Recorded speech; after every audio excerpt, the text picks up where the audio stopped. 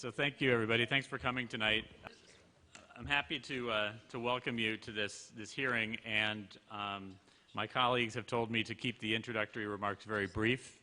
It is actually a hearing and not a talking, and so we want to introduce the commission and its scope of work and outline the process for tonight, and then we'll open it up to you for comments, and we'll all be taking notes and interested in the themes that come through from the discussion. We are the Charter Commission. Thank you for electing us. I just would like to say that it's a really good group. We've had about 4 meetings so far, and this group represents a range of perspectives that I think fairly represents the range of perspectives in town.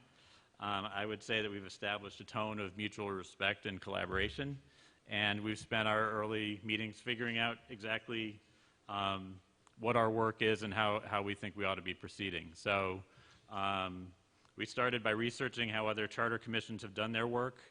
We're looking at how previous Amherst charter commissions have worked, and we've been talking about what the appropriate role and scope of consultants versus committee members is. And so that's a discussion that's important in this town, and it's important in how we do our work. In terms of, we have sort of put together a to-do list. These are the kinds of things that a charter commission is expected to do. We're here tonight, and we will be in various other forums and online to gather input and values from the community. We could have this event, we could have other information collection activities, and we could all just talk about whether we like town meeting or whether we don't, or whether we want a mayor or whether we don't. But we've had some of those discussions already, and what I think we feel is going to be more useful is to really try to get at what are the things we value in terms of how this community governs itself, and what are the attributes that we would like to see in whatever alternative we choose to bring forward for the voters to vote on. So that's what we're looking for. We're looking to gather the input and values from the community and to use those to identify design criteria based on those values to use in assessing various government components for a charter. We will need to research various options and identify models, other towns, other communities to look at. And then after the research and the input is gathered, we will be looking to match those design criteria based on the values that we're hearing from the town to the components of a charter. We have to draft an initial charter document by statute by July 31st of 2017. And then after that, we distribute that to the community. We get more feedback from the community. We run it by the Attorney General to make sure it's legal. And then we do further revisions, and we have to produce a final document by September 29th, 2017. After that, it goes back to the voters. And our task at that point is to explain what we've come up with, and then it's up to the community to decide if they think it's better than what we have or not. So that's our to-do list, and that's our task as a charter commission. Just very briefly, what a charter is. It's the foundational document of a city or town government. You can think of it as a constitution. It's that broad. It sort of sets out the broad range of how municipal government operates. And then municipalities also have bylaws or ordinances which are more specific and are subordinate to the charter.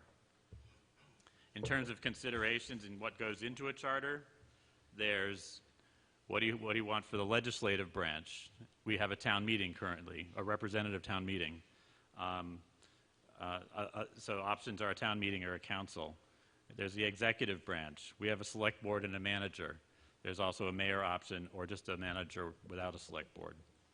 Other elected officials, there's the school committee, whatever other elected bodies we want to have. There's administrative organization. So how do we want to look at departments, boards, and committees? There's financial policies and procedures. So how do we go about creating a budget, and what are our standards for that? There's citizen relief mechanisms. So do we want to, how do we allow citizens to petition the government if they don't like what the government's doing, if they want to recall somebody who's in there, if they want to overturn a decision by government. So there's provisions for that. And then there's transition provisions. If we were to move to a different form of government, how would that happen? So all those considerations are the kinds of things that go into a charter. But again, what we want to do tonight is hear from you. We want to know what your values are, what you like, what you don't like. These questions are not really a survey. They're more of a prompt for thinking about what kind of input you'd like to give to us, and really thinking about how do we make sure how do we make sure we have a government that's as attuned to our values and our needs as possible. So I think that's basically what we wanted to hear. Any other comments from our committee before we turn it over to the folks we want to hear from? Great. So I guess we'll start at the far end here, and we'll move down the row, then we'll move over to that row, and then we'll keep